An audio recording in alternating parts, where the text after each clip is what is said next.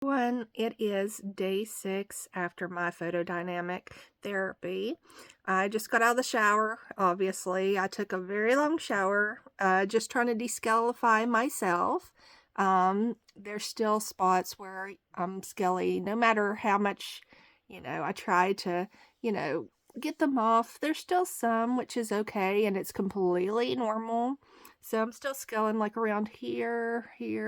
There's some on my nose. I did rub my nose a little bit, and then I was drawing blood. I was like, nope, nope, nope, nope, nope, nope. We're just gonna wait until that's good and ready to come off. But I'm feeling pretty decent, I'd say, as far as on a scale of 1 to 10, my discomfort, it might be like a 2. I mean, it's very tolerable. Just some tightness still, some redness still, obviously. I actually felt like getting out of pajamas. I'm wearing my Aeropostale teddy bear sweatshirt that I got from the Charleston Town Center. Shout out to Charleston Town Center. Go shop. But anyway, wash my hair. So yeah. Every day I'm seeing a difference. Every day I think that I'm getting less red. I'm still pink, but I'm not anywhere near how I was, a few days ago. So yeah, just peeling. What I do is Aquafor is my friend. So I have a tube. Now this tube, you squirt it out like there's a little nozzle right here. And so I get that all around here. It has a little sponge too, which is handy dandy. And then my big relief and my biggest comfort has been this Aquafor tub. And I freeze it. I put it in the freezer, and it's the perfect size, so I can just like rub it right here.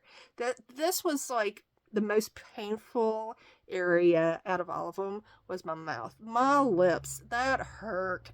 Honestly, I mean, the first 3 days, especially when I did not know that it would affect my lips the way that it did. So I was just sticking my mouth right there. Big comfort. Um, but yeah, I can tell, like, especially, I had brown spots. I've talked about that. You can see, um, nothing's really brown. There's some pinkness.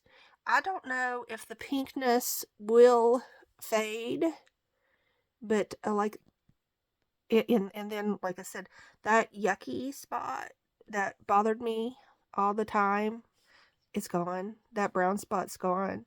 So they did say that there was a chance that I'd have to have another session.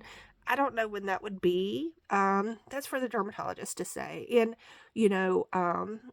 I pray that like this will just ease up, but I feel very optimistic here.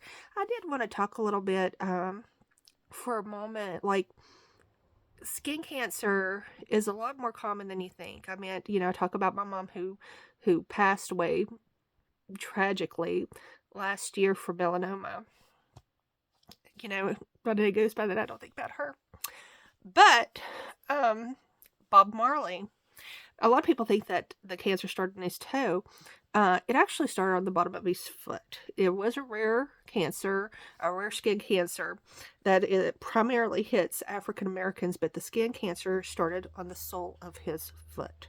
So that's something to think about. It was recognized as a pre-existing cancer. They realized it when he had an injury playing soccer, and they found it underneath his toenail, but it started under the bottom of his foot.